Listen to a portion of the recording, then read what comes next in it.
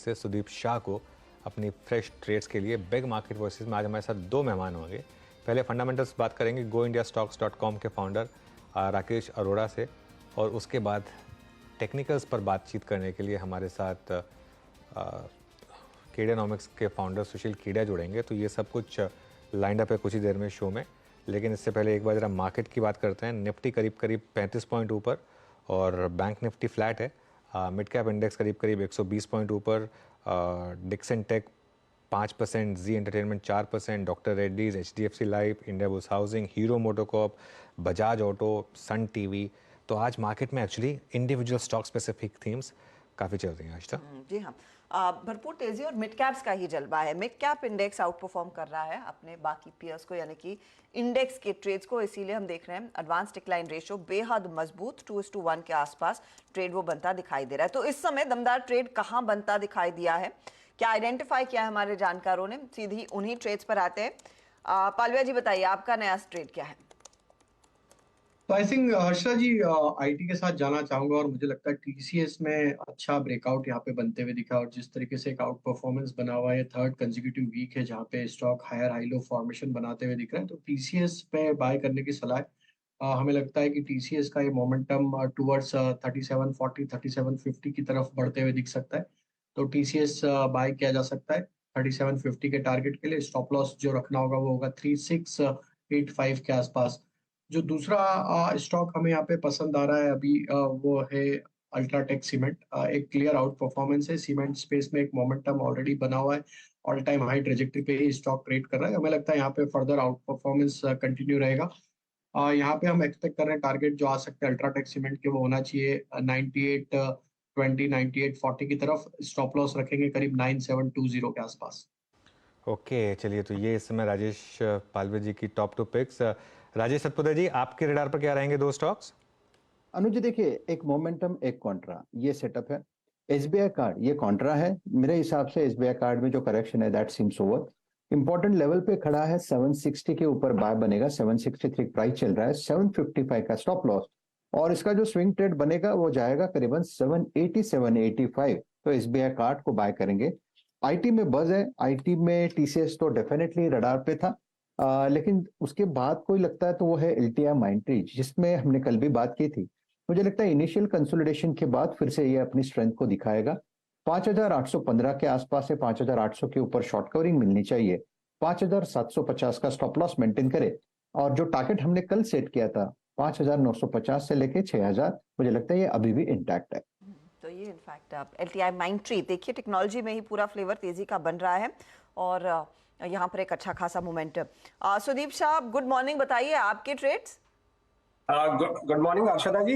मेरा पहला ट्रेड है बीईएमएल। बीईएमएल में हमने देखा है कि जो पिछले 12-13 दिन का जो एक कंसोलिडेशन स्टॉक में देखा गया था 2390 और 2490 के आसपास, इसके बीच में, उसमें से आज एक ब्रेकआउट आया है वॉल्यूम्स के साथ, और स्टॉक अपनी सबसे हाईएस्ट ट्रेजेक्टरी में है 13 सितंबर 2023 के बाद। डेली, वीकली, मंथली सारे टाइम फ्रेम पॉजिटिव है, और जो हिसाब से हम ये पीएसयू स्टॉक्स में एक अच्छा करंट देख रहे हैं, तो मुझे लग रहा है यहाँ पे बीईएमएल एक बड़े कंसोलिडेशन के बाद अब ब्रेकआउट के लिए तैयार है। तो मुझे लग रहा है यहाँ पे 2490 के स्टॉप लॉस से 2650 के टारगेट के लिए बीईएमएल में बाई किया जा सकता है। सेकंड स्टॉक है एचडीएफसी लाइफ। आज सुबह से हमने देखा है कि एचडीएफसी लाइफ में एक अच्छा मोमेंटम बज है, और सारे इंश्योरेंस स्टॉक्स में तेजी है। और अगर एचडीएफसी लाइफ को पर्टिकुलरली हम देखें तो स्टॉक में नवंबर में भी एक अच्छा अप ट्रेंड पाया गया था 610 से 690 का, उसके बाद थोड़ा कंसोलिडेशन हमने देखा है, और आज फिर से हम मोमेंटम में पिकअप देख रहे हैं। तो मुझे लग रहा है सारे पैरामीटर्स तो पॉजिटिव है ही, डेली, वीकली, मंथली पे और मूविंग एवरेजेस के सेटअप पे। तो यहाँ पे एचडीएफसी लाइफ में खरीदा जा सकता है 678 के स्टॉप लॉस से 715 के टारगेट के लिए। ओके, चलिए, तो ये हो गई सुदीप जी की पिक्स इस समय की। आई थिंक विकास सालुंके भी जुड़ गए हमारे साथ। विकास जी, गुड मॉर्निंग, बताइए आपकी दो ट्रेड्स। गुड मॉर्निंग अनुज जी। देखो, पहला रहेगा औरंगाबाद फार्मा, यहाँ पे बाय करके जाना है। 1080 के टारगेट यहाँ पे आते हुए देखने मिल सकते हैं। नीचे में 998 का एक स्टॉप लॉस यहाँ पे रिकमेंड करूंगा। लास्ट 4-5 दिन में जो थोड़ा सा स्लो डाउन हो चुका था, और यहाँ से वापस एक अच्छा आपको यहाँ पे इंट्राडे में देखने मिल रहा है इस काउंटर में। दूसरा रहेगा मदरसन सुन्नी। मदरसन सुन्नी में वीकली में एक बड़ा ब्रेकआउट कल देखने मिला था 96 के ऊपर के रेंज में, फिलहाल तो ये ट्रेड करते हुए देखने मिल रहा है। तो यहाँ पे बाय करना है 94 के स्टॉप लॉस से। ऊपर में जो 1 से 2 2 दिन के पॉइंट ऑफ व्यू से अगर इसको लेके जाते हो तो 106 के आसपास का टारगेट यहाँ पे मदरसन सोमे में आते हुए देखने मिल सकता है। तो समर्दन मदसन, और इत्तेफाक से आज सुबह में हम इसकी बात भी कर रहे थे, स्पॉटलाइट में अनुज के रेडार पर यही ट्रेड आया था और आप भी कह रहे हैं 106 तक के लेवल्स आ सकते हैं। तो ये आपके लिए ट्रेड्स हुए जहां पर अच्छा खासा मोमेंटम देखने को मिला है। चलिए कुछ और मौके कहां बन रहे हैं वो भी आपके सामने लेकर आएंगे। आईटी का जिक्र हुआ और मिड कैप आईटी काउंटर्स में कोफोज में थोड़ी सी एक्टिविटी अब दिख रही है, 1.25% ऊपर ये काउंटर। परसिस्टेंट सिस्टम्स में भी हम देख रहे हैं थोड़ा सा एक्शन बन चुका है, 1.25% के गेन्स आ रहे हैं काउंटर्स में और इसके पीछे बिरला सॉफ्ट भी है। अब राजेश जी, क्योंकि आप कह रहे थे, राजेश सातपुते, आईटी में ही पूरा फ्लेवर देखने को मिल रहा है, इन मिड कैप आईटी में से आपको कुछ पसंद आ रहा है? कोफोर्ज, परसिस्टेंट, बिरला, जहां पर कोई ट्रेड इस समय बनाया जाए? हर्षिता जी, मुझे लगता है यहाँ पे फॉलो थ्रू मिलेगा परसिस्टेंट में, और इनफैक्ट कल भी देखिए आप, परसों यहाँ पे स्ट्रेंथ दिखना शुरू हुआ।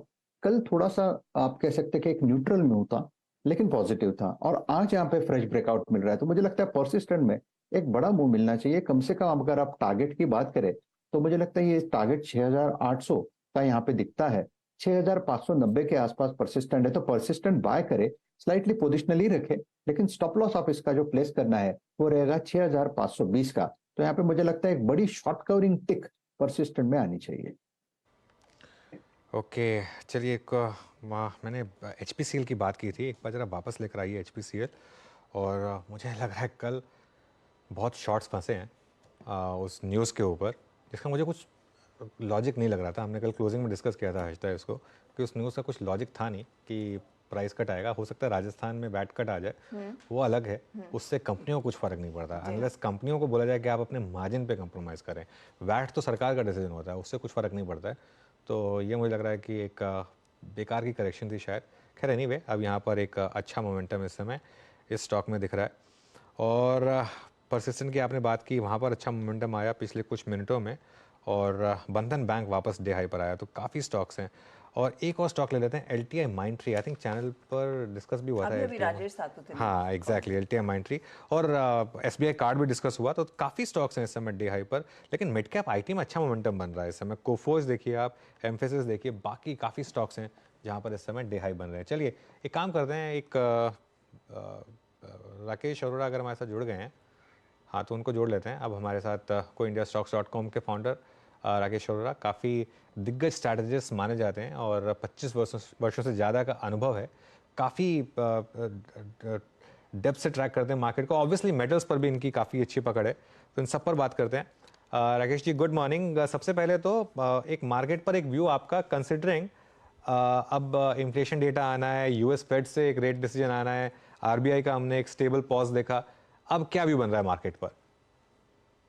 अनुज, इस मार्केट को रोक पाना थोड़ा मुश्किल सा लग रहा है, क्योंकि मैक्रो टेलविंड्स काफी पॉजिटिव हैं, पॉलिटिकल स्टेबिलिटी है, क्रूड प्राइसेस नीचे हैं, अर्निंग्स अपग्रेड आ रहे हैं। तो ओवरऑल ये मार्केट मुझे लग रहा है कि अभी और इसके अंदर दमखम बाकी है, और अनलेस के कोई बहुत ही कुछ मेजर जियोपॉलिटिकल हो जाए, मुझे नहीं लगता कि ये मार्केट अभी इतने आसानी से रुकने वाला है। आप राकेश जी, अगस्त सितंबर के महीने में मुझे याद है आप उन गिने चुने जानकारों में थे जिन्होंने कहा था 21,000 के आसपास इस साल की समाप्ति होगी, और ठीक हम अब 21,000 के ऊपर ट्रेड कर रहे हैं। यहाँ से अगले क्या लेवल्स आएंगे, कंस्ट्रिंग अब हम एक इलेक्शन ईयर में जाएंगे, और शायद अब यहाँ से वो एक्टिविटी और एक्सपेक्टेशंस भी और जोर पकड़ती हुई दिखाई दे सकती है। तो अभी इलेक्शन का मुद्दा थोड़ा सा मेरे हिसाब से अभी तक तो सेटल हो चुका है, क्योंकि जो 3-4 इलेक्शन रिजल्ट्स अच्छे आए हैं, इससे लोगों को एक आशा बन गई है कि जो रूलिंग पार्टी है वो ही कंटिन्यू करेगी। तो इससे काफी फायदा होता है। एक तो पॉलिटिकल स्टेबिलिटी आ जाती है, और दूसरा क्या है कि जो 5-6 महीने का जो डिप आता है जब नई सरकार बनती है, वो अगर सेम सरकार कंटिन्यू करती है तो उससे वो डिप जो है वो बहुत शॉर्टन हो जाता है। तो मुझे लग रहा है कि इलेक्शन तो अभी एक थोड़ा सा नॉन इवेंट टाइप हो गया है, और मार्केट जो है उसको मतलब पहले से ही फैक्टर इन कर चुका है। अब मेरे हिसाब से अर्निंग्स अपग्रेड और जो अर्निंग्स ग्रोथ स्टोरी है उसी के हिसाब से मार्केट चलेगा। तो एक्सपेक्टेशन है 13-14% अर्निंग्स ग्रोथ की FY25 के लिए। जो कि बहुत ही रीजनेबल है। और अगर अभी का जो मल्टीपल अगर अपन देख रहे हैं उतना बना रहता है, तो आई थिंक 14-15% मार्केट अपसाइड अगले 12 महीने के लिए आराम से बन सकता है यहाँ से। ओके, कुछ टॉपिक्स पे बात करते हैं।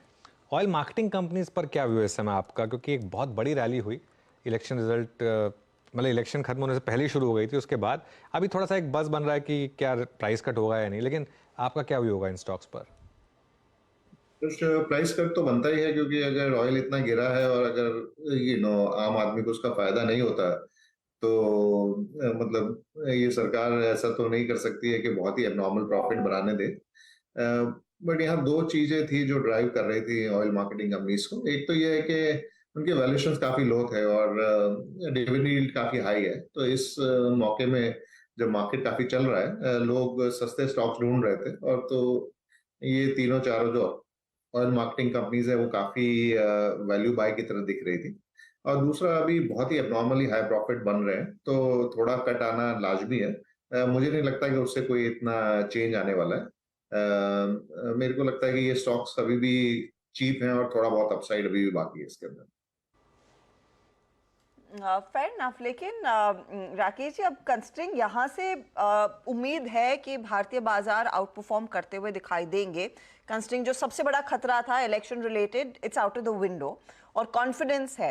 अब बताइए, पैसे बनेंगे कहाँ पर? क्या वो बैंक लेड रहेगा, क्या वो इंफ्रास्ट्रक्चर लेड रहेगा?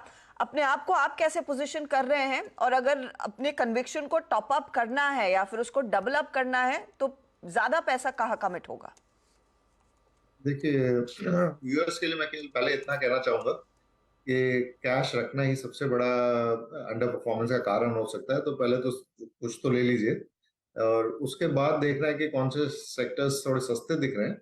तो आई थिंक अभी बैंक्स और इंफ्रा है, ये दो सेक्टर मुझे ऐसा लग रहा है कि लास्ट 10 ईयर एवरेज के नीचे ट्रेड कर रहे हैं अभी भी। तो यहाँ पे काफी गुंजाइश है री रेटिंग की। बैंक्स करीबन 35% है मार्केट का, 4-5% इंफ्रा है, तो 40% मार्केट तो काफी सस्ता दिख ही रहा है। और दूसरी तरफ से इनफ्लोज में अगर अपन देखें, तो अभी एफआई इनफ्लोज उतने ढंग से पिकअप नहीं हुए हैं, तो आधे इनफ्लोज भी पिकअप होने बाकी है। तो इन दोनों को देखते हुए मुझे लग रहा है कि अगर एफआई इनफ्लोज भी आता है न्यू ईयर में, जनवरी में न्यू एलोकेशन आएगा, तो लार्ज कैप्स और उसमें भी बैंक्स जो हैं वो एक आउट परफॉर्म कर सकते हैं in the first half next year. Defence stocks में क्या करें अब राकेश जी, बहुत बड़ी रैली के बाद, क्योंकि यहाँ पर ऑर्डर इनफ्लो की अभी भी कोई कमी नहीं है, और एग्जीक्यूशन भी इन कंपनियों ने ठीक ठाक दिखाया है, लेकिन अर्निंग्स के हिसाब से अब शायद थोड़े महंगे लग रहे हैं अगर आप नियर टर्म की अर्निंग्स देखें। क्या व्यू रहेगा यहाँ पर? और ये मल्टी ईयर स्टोरी बन रही है डिफेंस की। पहले तो हम खुद आत्मनिर्भर होना चाहते हैं, उसके बाद एक्सपोर्ट के ऑप्शंस काफी खुल रहे हैं। तो मुझे लग रहा है कि ये जो हाई ग्रोथ फेज है इनका, ये कुछ 5 से 10 साल तक चल सकता है। तो इनके वैल्यूएशंस कम होने वाले नहीं है, बीच बीच में टाइम करेक्शन आएगा और उस दौरान ही निवेशकों को उसमें अपनी पोजीशन बनानी होगी। मुझे नहीं लगता कि इस ट्रेंड से अभी जल्दी से उतरना चाहिए। यहाँ पर क्लियरली आप बने रहे, इन स्टॉक्स को ना डिस्कार्ड करें, ना वहां पर मुनाफा वसूली करनी चाहिए। हालांकि अब स्क्रीन पर आपको दिख रहा है ऊपरी लेवल से स्टॉक्स थोड़े से कूल ऑफ करते दिखाई दे रहे हैं। इनफैक्ट पूरे बाजार में अब हल्की सी पोजीशन कूल ऑफ हो रही है। निफ्टी बैंक देखते ही देखते 33 पॉइंट नीचे आ गया है और सिर्फ 14 अंकों की ही बढ़त निफ्टी में रह गई है। इस सब के बीच टेक्नोलॉजी काउंटर्स है जहां पर मोमेंटम है। अब टीसीएस देखिए, विप्रो देखिए, एलटीआई माइंट्री, एचसीएल टेक जैसे काउंटर्स, और इन्फोसिस भले ही वहां पर वो अपडेट आया हो, लेकिन स्टॉक इतना क्रैक नहीं किया है जितना शायद एडीआर में देखने को मिला था। टेक्नोलॉजी को लेकर ऑफ कोर्स ये धागे सीधे इंटरनेशनल इकोनॉमी और यूएस इकोनॉमी से जुड़े हुए हैं। आज वहां पर कुछ साफ आजकल में साफ होगा कि क्या स्टांस फेडरल रिजर्व रखने वाला है और आउटलुक क्या बनता है। लेकिन क्या एक्सपेक्टेशन होगी इन टेक्नोलॉजी कंपनियों में अगले साल, स्पेशली the last 2 quarters, अपना Q3 और Q4 तक कुछ स्थिति को बेहतर करने के लिए, या फिर आप ये FY25 के लिए आप पूरी रैली को वेट करने की सलाह देंगे? मुझे लगता है कि आईटी कंपनीज का जो एक ग्रोथ का जो डिप आया था वो तो बॉटम आउट हो गया है, बट रिकवरी अभी तक क्लैरिटी नहीं है। बट यूएस इकोनॉमी को देखते हुए ऐसा लग रहा है कि जैसे कि रिसेशन से वो लोग बच जाएंगे, एक इंटरेस्ट रेट साइकिल अपसाइड तो खत्म हो गया है और इकोनॉमी अभी भी ठीक ठाक चल रही है। तो मुझे लग रहा है कि जो डिस्क्रिशनरी स्पेंड पुश आउट हुआ था आईटी कंपनीज का, वो अगले साल वापस रिटर्न करेगा। तो आईटी स्टॉक्स थोड़ा बहुत तो उसको बिल्ड कर रहे हैं, बट मुझे लगता है कि यहाँ पे भी एक अगले साल आउट परफॉर्मेंस होने का एक उम्मीद है। तो ऑन डिप्स मैं कहूँगा कि आईटी कंपनीज को देखा जा सकता है। Okay, on dips IT companies को देखा जा सकता है। चलिए राकेश जी, बहुत बहुत शुक्रिया आज हमारे साथ जुड़ने के लिए और हमसे बात करने के लिए। चलिए अब एक काम करते हैं, एक छोटा सा ब्रेक लेंगे। जैसा हर्षदा ने कहा, मार्केट में छोटी सी डिप आई और बैंक निफ्टी ने उसको लीड किया 75 पॉइंट्स। ध्यान रखिएगा, कल भी आपको इस तरीके की डिप दिखी थी और इन लेवल्स पर ना हर्षदा ये होता रहेगा मार्केट में। इन लेवल में मार्केट आपको एकदम क्लीन ट्रेड नहीं देगा। तो ये मतलब या तो आपकी हिम्मत हो इस तरीके के इंटरडे मूव्स देखने की, या डिप में आपको मार्केट सपोर्ट लेवल देते तो वहाँ पर आप बाय करें। ये मतलब अब वो वन वे वाली तेज़ी नहीं है कि एकदम वो आपको हर लेवल पर ही पैसा कमा के देगी। वो भी होगा, लेकिन थोड़ा सा उसके लिए आपको वेट करना पड़ेगा। एक बता दें कि मनी कंट्रोल पर दिए गए विचार एक्सपर्ट्स के अपने निजी विचार होते हैं। वेबसाइट या मैनेजमेंट इसके लिए उत्तरदायी नहीं है। यूजर्स को मनी कंट्रोल की सलाह है कि कोई भी निवेश निर्णय लेने से पहले सर्टिफाइड एक्सपर्ट की सलाह लें।